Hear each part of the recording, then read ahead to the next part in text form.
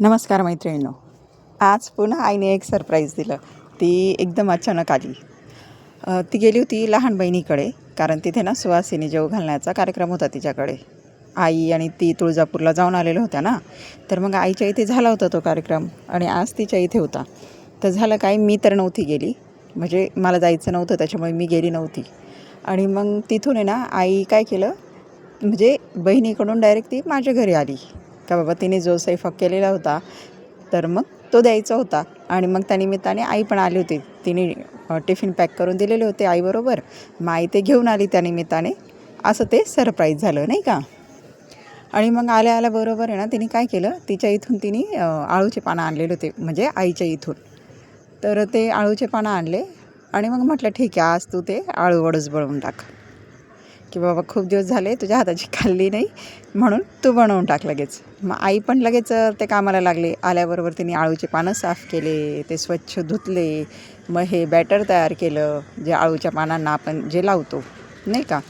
आणि मग तो मसाला तयार झाल्यानंतर पाणी वाफायला ठेवून दिलं. त्याच्यानंतर हे आळूचे पानं तयार केली तिने, की हा मसाला सगळ्या पानांना व्यवस्थित तिने लावून घेतला होता नाही का. कारण हा मसाला आहे ना आळूच्या पानांना लागणं ते महत्त्वाचं असतं. म्हणजे तो आहे ना असा पातळ पण नाही पाहिजे आणि खूप कडक पण नाही पाहिजे. नाहीतर मग एकदम कडक जर केले ना तर त्या वड्या इतक्या काही खास होत नाही, आणि पातळ जर झाले ना तर मग ते पानांना चिटकत नाही तो मसाला. मग त्या आळूवडीचं काही मतलबच नाही राहत ना. मग अशा प्रकारे तिने मस्त करून घेतल्या होत्या. प्रत्येक पान कसं, एक पान असं तर एक पान तसं, एक पान असं तर एक पान तसं, असं करत करत ते रोल तिने तयार केले. सगळे रोल वगैरे झाले आणि मग त्याच्यानंतर ना ते 15 मिनटं तरी वाफवून घेतले. आता आपल्याला तेवढं समजतंच की बाबा वाफलेत किंवा नाही.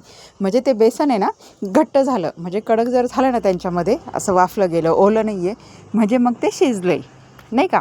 का बाबा असं कच्चं नाही आहे, ते आपल्याला बरोबर समजतं. आणि मग ते थंड झाल्यानंतर आहे ना तिने त्या चकत्या पाडून घेतल्या त्याच्या, म्हणजे तुकडे करून घेतले त्याचे गोल गोल, हां, अशा पद्धतीने. आणि मग तिने काय केलं, ते डीप फ्राय करण्यापेक्षा आहे ना, तुम्हाला नंतर सांगते मी तिने काय केलं. डीप फ्राय करण्यापेक्षा तिने काय केलं ना, हे मी तुम्हाला शेवटी सांगते आता. तर मग ते थंड होत आहेत किंवा त्या बाजूला आहेत ना, तोपर्यंत तिने काय केलं की ठीक आहे म्हणे, मी पहिले आता पोळ्या करून घेते. कारण आता ती आली आहे म्हटल्यावर तिच्याच हाताचं असतं हे तुम्हालाही माहिती झालं असेल. आणि मग तिने ना पटकन पीठ भिजवलं, पोळ्या करायची तयारी केली. आणि आज काही करायचं नव्हतं, कारण बहिणीकडून टिफिन आलेला होता नाही का. फक्त आळूच्या वड्या आणि पोळ्या एवढंच होतं, कारण बाकी सगळं तिकडून आलेलं होतं. पुरणपोळी होती, रशी होती, खीर होती, सगळं जेवण, भजे, कुरडया, पापड असं सगळंच होतं. त्याच्यामुळे काही बनवायची गरज नव्हती. आणि खरं म्हणजे ह्या साध्या पोळ्या पण नव्हत्या करायच्या, पण मग लागतात ना त्या, ते खाण्याशिवाय तर होत नाही घरातल्यांना. त्याच्यामुळे म्हटलं मी पण एखादी गरम गरम खाईल, बनव. म्हणजे सगळ्यांचंच होतं. नाहीतर मग असं होतं की बाबा फक्त आपण आपलंच पाहतो. ते तसं नको व्हायला. आणि माझी आई तर जेवली पण नाही आज. तर तिने एक घास पण नाही खाल्ला, कारण तिकडे दुपारी उशिरा जेवणं झाली होती. असं म्हणून ती काहीच खाल्लं नाही, की बाबा दूध पी किंवा काहीतरी तर घे. काहीच नाही घेतलं तिने. एखादी आळूची वडी खाय, तेही नाही. म्हणजे तिने काहीही खाल्लं नव्हतं. आली, काम केलं आणि फक्त बस उपाशी राहिली आणि झोपली, असं बस.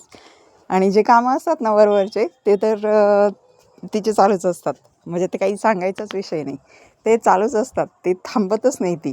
म्हणजे इतकी एनर्जी असते ना त्यांच्यामध्ये, म्हणजे आपल्या आयांमध्ये इतकी एनर्जी असते ना, आपण थकतो पण ह्या थकत नाही. काय माहिती हे असं काय गणित आहे की मला तर लगेच थकवा येतो, पण ती कधीच थकत नाही. कितीही बाहेरून येऊ द्या किंवा काही पण आपल्या आया कधीच थकत नाही.